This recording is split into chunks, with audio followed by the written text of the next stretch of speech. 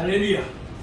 오늘은 로마서 12장 1절에서 2절 말씀을 보고 너희 몸을 산 제물로 드리라 라는 제목으로 말씀 이야기를, 참으로 우리를 너무나 힘들게 했던 폭염이 또 열대야가 물러갔습니다. 그런데도 아직 여름이 가기가 싫어하는 것 같습니다.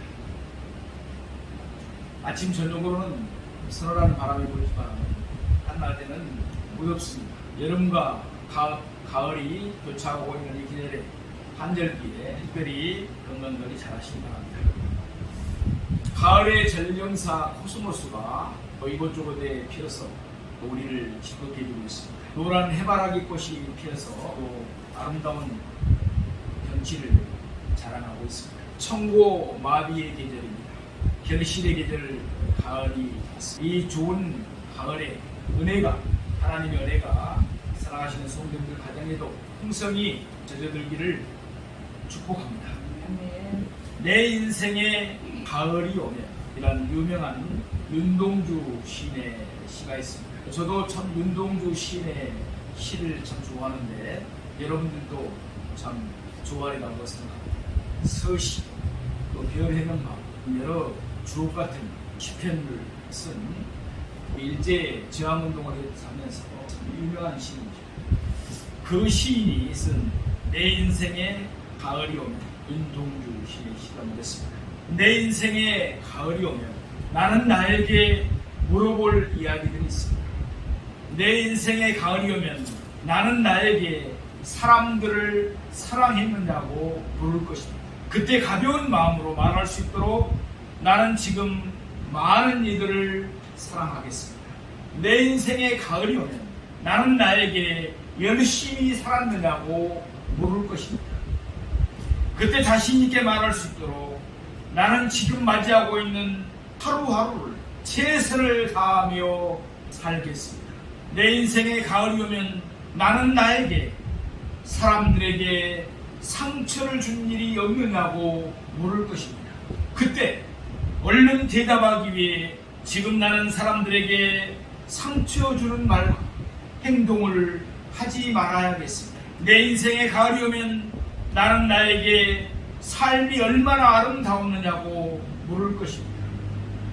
그때 기쁘게 대답하기 위해 지금 나는 내 삶의 날들을 기쁨으로 아름답게 가꾸어 가겠습니다.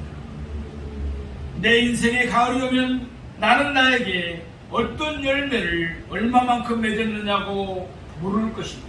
그때 자랑스럽게 대답하기 위해 지금 나는 내 마음밭에 좋은 생각의 씨를 뿌려 좋은 말과 좋은 행동의 열매를 부지런히 키워야겠습니다. 정말 좋은 시 같죠. 기독교 정신에 입각한 시이기 때문에 특별히 우리에게도 마음 깊이 다가오는 것 같습니다. 오늘 본문은 그리스도인의 헌신에 대한 놀라운 말씀입니다. 즉 그리스도인이 된 우리가 무엇을 버려야 하고 무엇을 취할 것을 요약적으로 말씀해주고 있습니다. 예수 믿는 사람들은 한마디로 선민, 즉 구별된 백성인 것입니다. 우리가 이 땅에 사는 동안에 평생에 계속해야 될 일은 하나님께 제단을 쌓고 경배하는 일인 줄로 믿습니다. 바울 사도가 로마 교회를 통해 우리에게 권면한 내용은 너희 몸을 하나님 기뻐하시는 거룩한 산 제사로 드리라는 것입니다.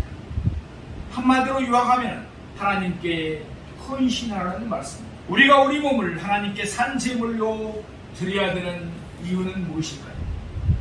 첫 번째, 그리스도의 지체이기 때문에 우리 모두는 그리스도의 지체입니다. 고린도전서 6장 15절 말씀에 보면은 너희 몸이 그리스도의 지체인 줄을 알지 못하느냐, 내가 그리스도의 지체를 가지고 창녀의 지체를 만들겠느냐, 결코 그럴 수 없느니라 라고 말씀합니다.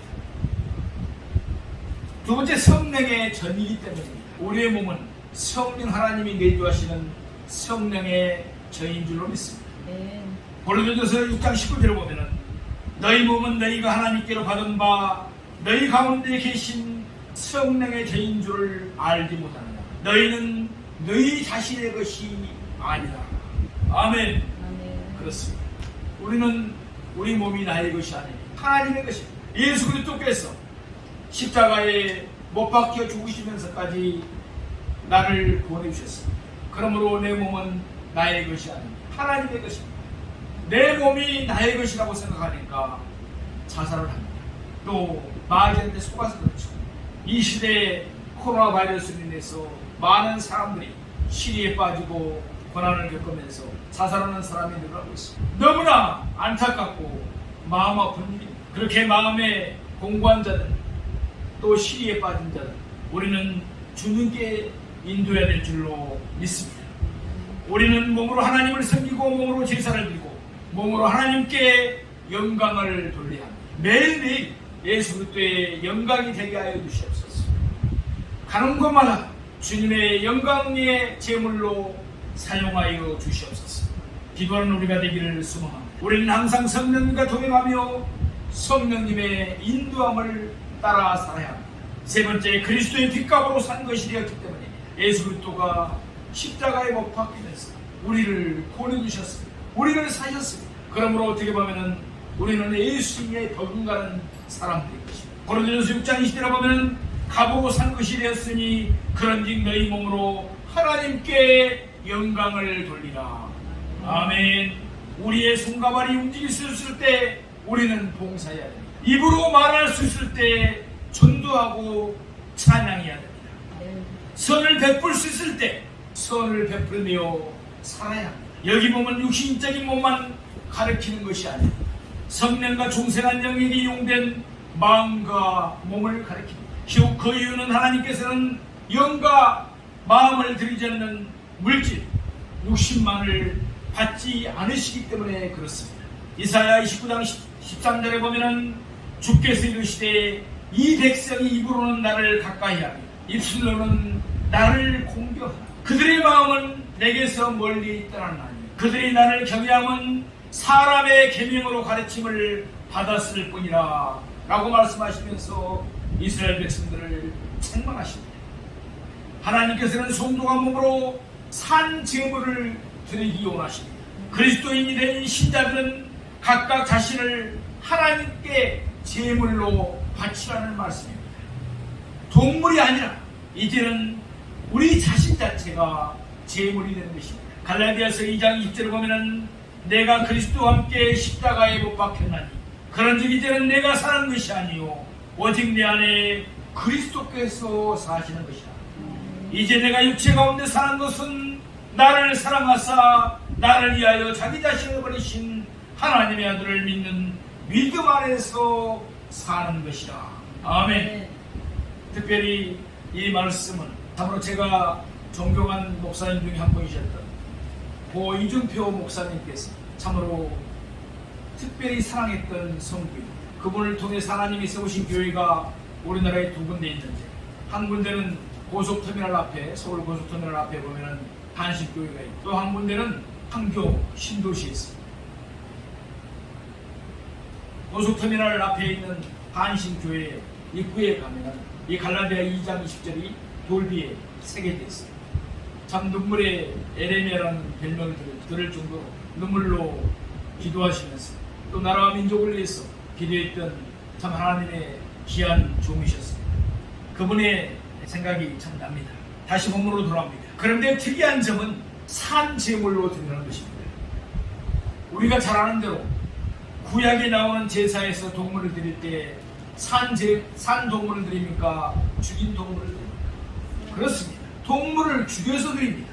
제물을 죽일 때 제사하는 사람이 손을 그 제물 머리 위에 얹어서 안수합니다. 그러니까 자기의 죄를 그 동물에게 전가시키는 것입니다. 그러니까 죄를 지은 자신이 죽어야 되는데 동물이 대신해서 죽는다는 의미입니다. 그런데 여기서 산 제사로 드리라는 것은 무엇입니까? 바울은 제사를 드리라는 말로 우리 자신을 하나님께 희생 제물로 드려야 한다는 것을 비유적으로 말씀하고 있습니다. 즉 우리가 죽어 없어지는 것이 아니라 그리스도인으로 살면서 우리의 삶 자체가 하나님께 드려야 한다는 것을 말씀하고 있는 것입니다. 우리는 살아있는 제물로서의 삶을 살라고 말씀하시는 것입니다. 산제사로 드리는 말씀을 좀 더 명확하게 구정하기 위해서 이는 너희가 드릴 영적 예배니라 라고 덧붙입니다. 우리의 삶 전체를 하나님께 드리며 사는 게 바로 영적 예배라는 말씀입니다. 바울은 여기서 삶과 예배를 일치시키고 있습니다. 참으로 놀랍죠. 삶이 예배이며 예배가 바로 삶이어야 된다는 것입니다.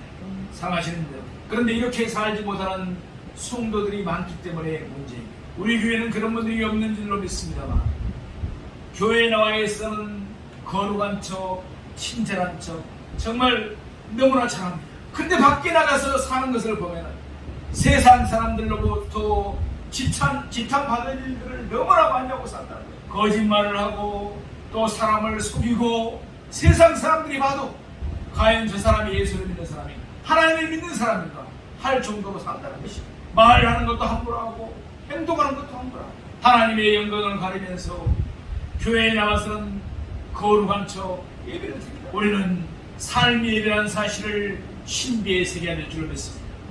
우리의 삶이 예배가 되어야 된다는 것입니다. 우리 모두 하나님 앞에 이 몸을 온전히 드려서 하나님이 사용하시는 우리가 되기를 예수님의 이름으로 축원드립니다. 하나님이 사용하실 때 어리석은 자에게는 지혜를 주어서 사용하십니다. 무능한 자에게는 능력을 주셔서 사용하십니다. 낮은 자는 높여서 사용하십니다. 로마서 12장 11절에 보면은 부지런하여 게으르지 말고 열심을 긁고 주를 섬기라고 말씀합니다. 우리가 하나님 앞에 부지런한 삶을 살면서 열심을 가지고 주를 섬겨야 될 줄로 믿습니다.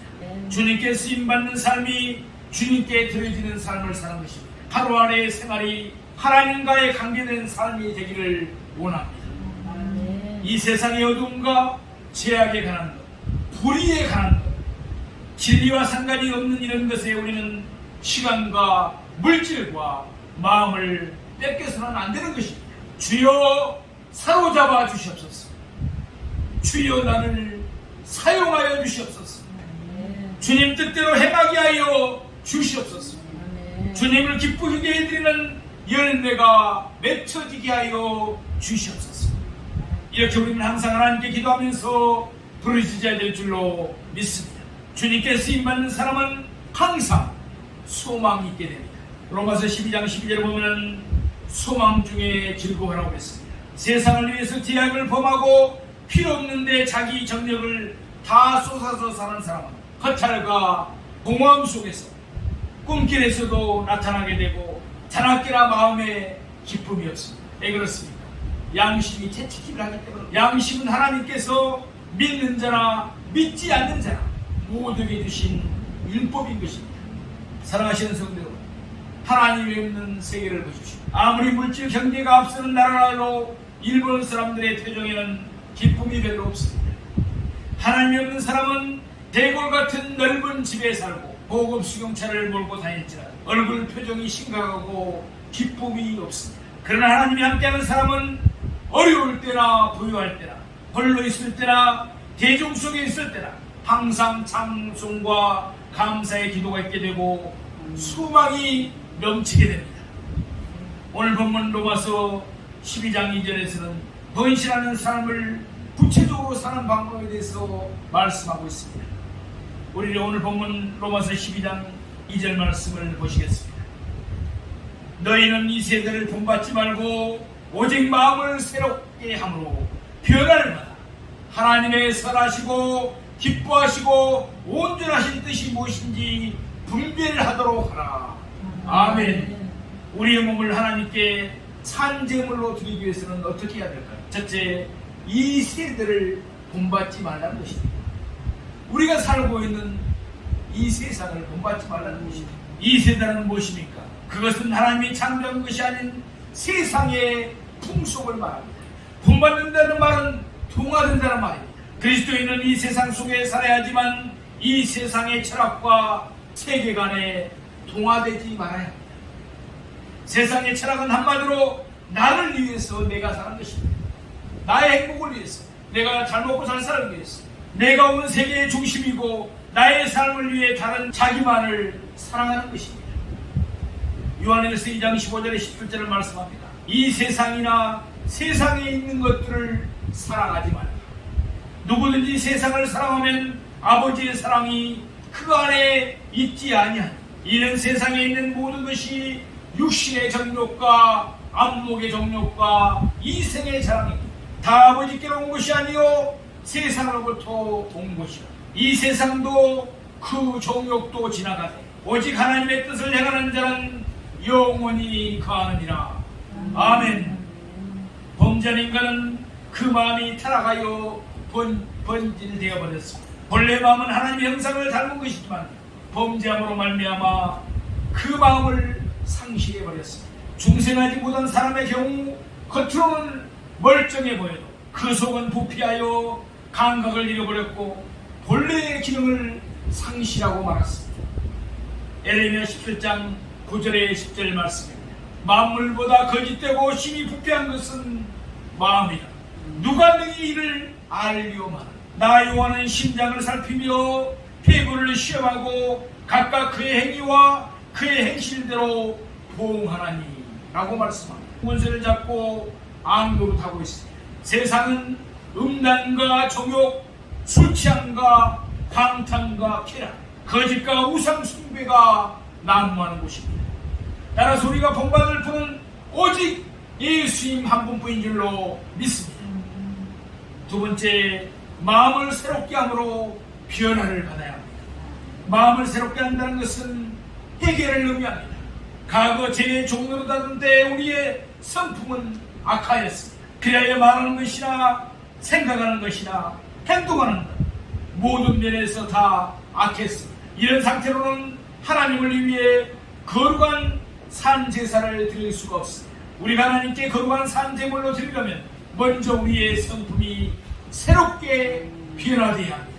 우리의 성품이 그리스도같이 변화되어야 합니다. 그를 위해서 우리 교회에서 성령 치유 축복 선언을 할 때는 제일 먼저 하는 것이 뭡니까? 상한 마음의 치유. 그분이 육신의 병을 가지고 왔을지라도 마귀가 들려왔을지라도 제일 먼저 했던 것이 뭡니까? 상한 마음을 치유하는 거예요. 예수 그리스도를 닮자는 것입니다. 이런 변화를 가능케 하는 힘은 우리의 힘과 노력으로는 결코 불가능한 일입니다. 오직 성령에 의해서만 가능합니다. 하나님께서는 에스겔 선지자를 통해서 장차 성령을 보내셔서 그들의 마음을 부드럽게 하겠다고 약속하고 계십니다. 에스겔 11장 19절에서 20절 말씀입니다. 내가 그들에게 한 마음을 주고 그 속에 새 영을 주며 그 몸에서 돌같은 마음을 제거하고 살처럼 부드러운 마음을 주고 내 율례를 따르며 내 주례를 지켜 행하게 하리니 그들은 내 백성이 되고 나는 그들의 하나님이 되리라. 아멘. 성령만이 우리를 변화시키는 원동력입니다. 그분은 우리의 안약한 성품을 변화시켜 그리스도의 장성한 분량에 충분히 이르도록 도와주십니다. 그럼 우리는 더욱더 성령님을 의지해야 될 줄로 믿습니다. 기독교의 복음은 병들고 썩어져가는 인간의 마음을 치료하고 새롭게 소생시키는 작업을 합니다. 이 시대에 코로나 바이러스 상황이 장기화되면서 많은 사람들이 우울증에 시달리고 있습니다. 불면의 시대에 달리고 있습니다. 공황장애에 시달리고 있고 또 여러가지 마음의 병으로 중독에 걸리는 사람들도 많습니다. 마음이 공고한 것입니다. 마음이 병들어 있는 것입니다. 물론 세상적인 방법으로 병원에서나 약으로 어느 정도 치유도 받을 수 있지만 영적으로 악한 온수마 사단마귀 가는 것들은 거기에서는 치유가 안 됩니다. 하나님께서 말씀으로 보혈로 치유시켜주셔야 될 줄로 믿습니다. 죄로 말며 부패한 마음의 상태를 그대로 둔 채 예물을 꾸미고 억지로 행동을 통제한다고 해도 새 사람이 될 수는 없는 것입니다. 그러므로 에베소서 4장 22절에서 24절에 말씀합니다. 너희는 유혹의 욕심을 따라 썩어져가는 구속을 따르는 옛사람을 벗어버리고 오직 너희의 심령이 새롭게 되어 하나님을 따라 의와 진리의 거룩함으로 지심을 받은 새 사람을 입으라. 아멘. 우리에게는 구속을 쫓는 내 마음이 있습니다. 옛날 우리가 좋아했던 것, 예수를 믿기 전에 성령 받기 전에 좋아했던 것, 그것을 따르라 한다는 것입니다. 또 마귀는 우리에 대해서 너무나 잘 알고 있습니다. 예수를 믿기 전에 성령을 받기 전에 우리가 어떤 죄들을 많이 지었다는 것을 마귀는 너무나 잘 알고 있습니다. 그래서 다시 구속을 따르게 하고 다시 죄를 짓게 하기 위해서 지금도 호시탐탐 기회를 노리고 있다는 것을 우리는 명심하셔야 됩니다. 미워하고 시기하는 마음, 교만과 악한 생각이 있습니다. 예전에 죄된 생활에서 가졌던 습관이라서 악한 생각과 행동을 모두 버리고 영적으로 새롭게 변화되는 성령의 사람들이 되기를 축원합니다. 그리스도의 인격으로 변한 사람은 그리스도의 삶을 실천하는 사람입니다. 에베소서 4장 13절에 우리가 다 하나님의 아들을 믿는 것과 아는 일에 하나가 되어 온전한 사람을 이루어 그리스도의 장성한 분량이 충만한 데까지 이르르니 아멘. 로마서 12장 3절에서 21절에 보면은 그리스도의 인격으로 성숙해가는 사람의 삶의 모습을 말씀하고 있습니다. 곧 자기의 분수를 지키며 남을 나보다 낫게 여기는 것과 또 형제를 사랑하며 서로 위하고 존경하기를 먼저 하는 일들입니다. 그리스도인은 땅에 살아도 하늘에 시민권자가 있는 사람들인 줄로 믿습니다. 아멘. 땅에 속한 사람들은 이 세상 풍속을 쫓고 육체의 정욕을 따라 만족을 추구합니다. 그리고 캐지나 찡찡 이 땅에서 잘 먹고 잘 살면 되는 거지. 무슨 하나님이 있고 마귀가 있고 천국이 있고 지옥이 있느냐. 이렇게 하면서 온갖 쾌락을 누리면서 자연자재하며 살아갑니다. 그러나 하늘에 속한 사람은 언제나 예수 그리스도를 이상으로 하며 그 형상을 닮아가는 삶을 사는 사람들인 것입니다. 하나님과 교통하며 예배적 삶을 사는 사람은 하나님의 뜻을 분별하는 기준과 안전장치가 있습니다. 그것은 바로 성경 하나님의 말씀입니다. 말씀의 족도에 따르는 것입니다. 시편 119편 105절에 보면 주의 말씀은 내 발의 등이요 내 길의 빛이니이다 라고 말씀했습니다. 또한 그 말씀을 사모하며 묵상함으로 되새김질하면서 경건한 삶을 살아가는 것입니다. 이런 사람에게는 언제나 성령이 함께 하시면서 순간순간 깨워주시고 바른 길로 인도해 주십니다. 고린도전서 2장 10절에 보면은 오직 하나님이 성령으로 이것을 우리에게 보이셨으니 성령은 모든 것 하나님의 깊은 것이라도 분별하시느니라 라고 말씀합니다. 세 번째, 하나님의 뜻을 분별할 줄 알아야 됩니다. 과연 하나님의 뜻이 무엇입니까? 우리를 향한 그분의 뜻이 무엇입니까? 우리의 행동 양식과 생활 방식은 철두철미하게 하나님의 뜻에 의해서 지배돼야 하고 하나님의 뜻을 분별하는 것은 대단히 중요한 일입니다. 하나님의 선하시고 기뻐하시고 온전하신 뜻, 이것은 성도가 추구하는 세상의 가치요 세상의 가치요 행복의 조건인 줄로 믿습니다. 그를 먼저 선한 것이 무엇입니까? 하나님이 옳다고 여기시는 것, 모든 인류에게 있어서 최선의 기준입니다. 예수님께서도 제자들에게 말씀하셨습니다. 마태복음 6장 33절에 너희는 먼저 그의 나라와 그의 의를 구하라. 그리하면 이 모든 것을 너희에게 더하시리라. 아멘.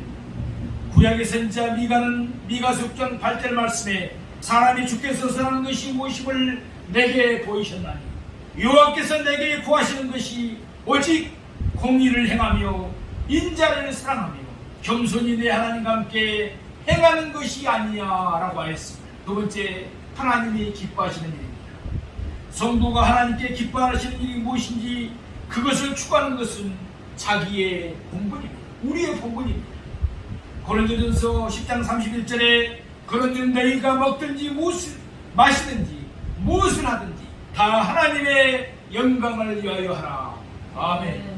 하나님께서는 성도의 믿음을 기뻐하시고 그것으로 영광을 받으십니다. 저도 아침에 일어나면 기도하는 것 중에 하나가 오늘 또 새로운 날을 주셔서 감사합니다. 오늘도 하나님의 영광의 도구로 사용하여 주셨습니다. 날마다 하는 기도예요. 히브리서 11장 6절에 믿음이 없이는 기쁘시게 못하나니 하나님께 나아가는 자는 반드시 그가 계신 것과 또한 그가 자기를 찾는 자들에게 상 주시는 이심을 믿어야 할지니라 라고 했습니다.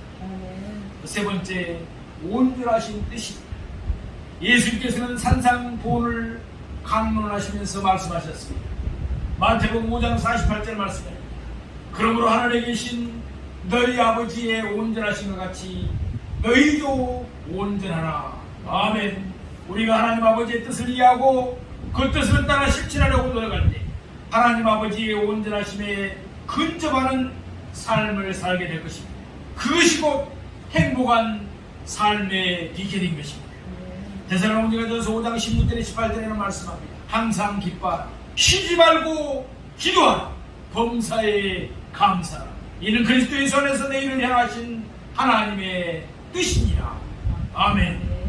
하나님은 참으로 선하시고 온전하신 분이십니다. 비록 지금 우리 앞에 절망할 수밖에 없는 상황들이 펼쳐져 있을지라도 하나님은 모든 것이 합력하여 선을 이루게 하시는 분이라는 것을 믿으시기 바랍니다. 참으로 코로나 바이러스가 이 팬데믹이 장기화되고 있습니다. 작년 1월 중순부터 우리나라에 첫 감염자가 발생됐는데 지금까지 계속되고 있습니다. 4단계 거리 두기 4단계가 지금 또 10월 3일까지 연장됐습니다. 참으로 많은 사람들이 코로나에 감염돼서 어려움을 당하고 있고 또 죽어가고 있습니다. 많은 사람들이 직장을 잃어버리고 또 많은 자영업자들이 사업체들이 무너지고 있습니다. 여기저기서 아우성이 들리고 있습니다. 안타깝게도 많은 또 개척교회들이 문을 닫고 있습니다. 얼마나 안타까운지 모릅니다. 그러나 하나님은 선하시고 온전하신 분이시고 합력하여 선을 이루어주시는 분인 줄로 믿습니다. 그럼 우리는 절망하거나 낭망해서는 안 됩니다. 천지 만물을 창조하신 하나님이 내 아버지시다. 그 성령 하나님이 나와 함께 하신다. 반드시 이 어려운 상황을 극복하고 이기도록 함께 하시고 역사하실 것이다. 합력하여 선을 이루시고 더 큰 축복을 주실 것이다. 믿는 우리가 되기를 소망합니다. 로마서 8장 8절은 말씀합니다. 우리가 알거니와 하나님을 사랑하는 자 곧 그의 뜻대로 부르심을 입은 자들에게는 모든 것이 합력하여 선을 이루느니라. 아멘. 우리의 신비에 새기기를 소망합니다. 그럼 우리는 우리의 삶 가운데 역사하시는 하나님의 선하시고 온전하신 뜻을 상고하면서 그 뜻에 순종하는 삶의 예배를 날마다 드려야 될 줄로 믿습니다. 사랑하시는 성도 여러분, 우리는 이 세상을 본받지 맙시다. 마음을 새롭게 함으로 변화를 받아야 합니다. 하나님의 뜻을 분별하여 주시는 사대로 우리 몸을 거룩한 산제물로 날마다 드리기를 소망합니다. 그리하여 하나님께서 기뻐 받으시는 예배를 드리는 우리 모두가 되기를 주님의 이름으로 축원드립니다. 아멘. 기도하겠습니다.